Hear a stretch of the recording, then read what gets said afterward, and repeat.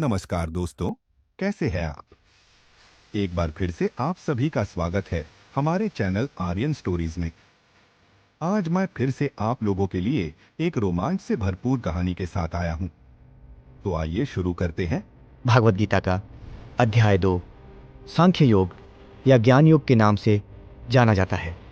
ये श्री कृष्ण और अर्जुन के संवाद का एक महत्वपूर्ण भाग है।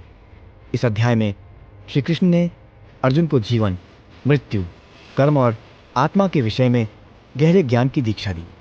इस अध्याय का संदेश आत्मा की अमरता और निस्वार्थ कर्म करने की प्रेरणा देना है। इसे एक कहानी के रूप में प्रस्तुत करने का प्रयास कर रहा हूँ। भागवत गीता का अध्याय 2 सांख्य योग, ज्ञान योग। कुरुक्षेत्र के युद्ध भूमि पर महाभारत के महान युद्ध की शुरुआत हो चुकी थी। एक ओर पांडव थे और दूसरी ओर कौरव। दोनों पक्षों के बीच लड़ाई के लिए सब तैयार थे, लेकिन युद्ध के प्रारंभ से पहले अर्जुन, जो पांडवों के महान धनुर्धर थे, अपने आत्मविश्वास में डगमगा गए थे। वह पूरी तरह से भ्रमित और व्याकुल हो गए थे कि क्या यह युद्ध वास्तव में सही है? क्या इसमें धर्म की विजय होगी या अधर्म की? उनके मन में उठते हुए सवालों ने उन्हें घेर लिया था। अर्जुन ने देखा कि उनके सामने उनके ही रिश्तेदार, गुरु और मित्र खड़े हैं। उनके भीतर ये भावनाएं उभरी कि क्या वह सचमुच अपने सगे संबंधियों को मार सकते हैं? क्या यह युद्ध उनके लिए सही है? वह पूरी तरह से संघर्ष में थे और उनके दिल में यह दुविधा थी कि क्या वह युद्ध में भाग लें या ना लें। अर्जुन के इस मानसिक और भावनात्मक संघर्ष को देखकर भगवान श्री कृष्ण ने उसे उपदेश देना प्रारंभ किया। श्री कृष्ण ने अर्जुन से कहा, हे पार्थ, तुम्हारा यह संकोच कायरता है। तुम जो कुछ भी कर रहे हो वह तुम्हारे कर्तव्य से विमुख है। यह युद्ध तुम्हारा धर्म है और इसे करने से तुम्हें पीछे नहीं हटना चाहिए। श्री कृष्ण ने फिर अर्जुन को आत्मा की अमरता के बारे में समझाना शुरू किया। उन्होंने कहा, अर्जुन, आत्मा न तो जन्मती है और न ही मरती है। आत्मा शाश्वत और अविनाशी है। जब शरीर का नाश होता है तो आत्मा निरंतर रहती है। वह शरीर का हरण कर लेती है, लेकिन स्वयं कभी नष्ट नहीं होती।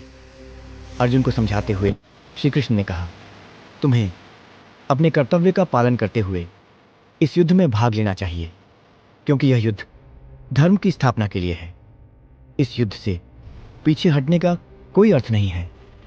अर्जुन ने फिर से कहा, हे कृष्ण, मुझे इस युद्ध में हिस्सा लेने का कोई उद्देश्य नहीं दिखता। मुझे अपने रिश्तेदारों और गुरु का खून नहीं करना चाहिए। श्री कृष्ण ने उसे उत्तर दिया, अर्जुन, तुम्हारी यह सोच केवल मोह का परिणाम है। यह आत्मा और शरीर के संबंध को समझने का अभाव है।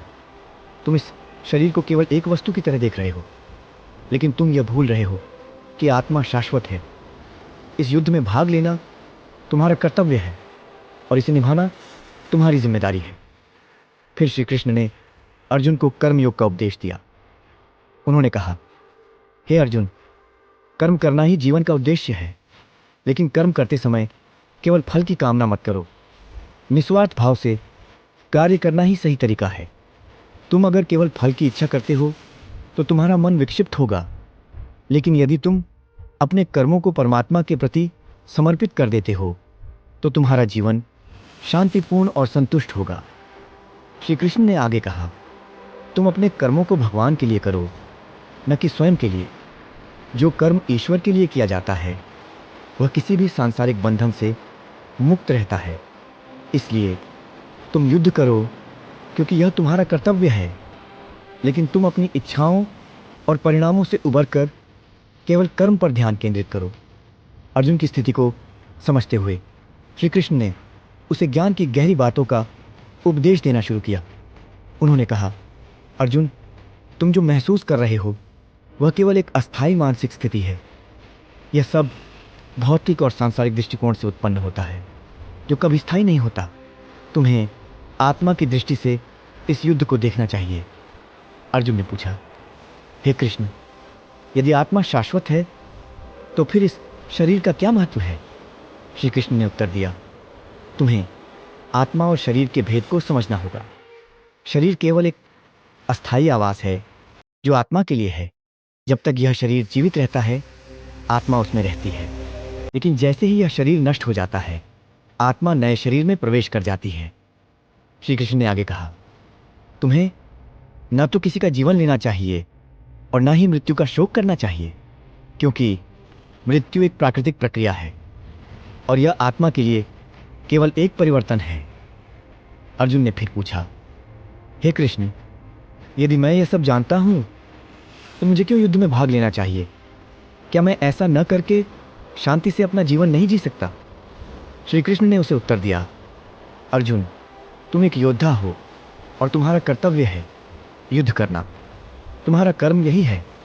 शांति और निर्वाण का मार्ग तभी संभव है जब तुम अपने कर्तव्य को पूरी तरह से निभाओ। अगर तुम अपना कर्तव्य छोड़कर किसी अन्य मार्ग पर चलोगे तो तुम अपनी आत्मा की गहरी शांति को खो दोगे। श्री कृष्ण के इन उपदेशों से अर्जुन का भ्रम धीरे धीरे समाप्त होने लगा। वह अब समझने लगे थे कि इस युद्ध का हिस्सा बनना उनका कर्तव्य था और यह न केवल उनके लिए बल्कि समग्र मानवता के लिए आवश्यक था। श्री कृष्ण के दर्शन से अर्जुन का आत्मविश्वास वापस लौट आया और उन्होंने युद्ध के लिए तैयार होने का संकल्प लिया।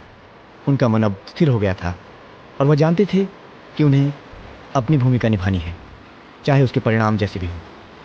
अर्जुन ने अंत में श्री कृष्ण से कहा, हे कृष्ण, अब मैं समझ गया हूँ कि यह युद्ध मेरा कर्तव्य है। मैं अपने संकोच को छोड़ता हूँ और अब युद्ध में भाग लेने के लिए तैयार हूँ। श्री कृष्ण ने उसे आशीर्वाद दिया और कहा, अर्जुन, तुमने सही निर्णय लिया है।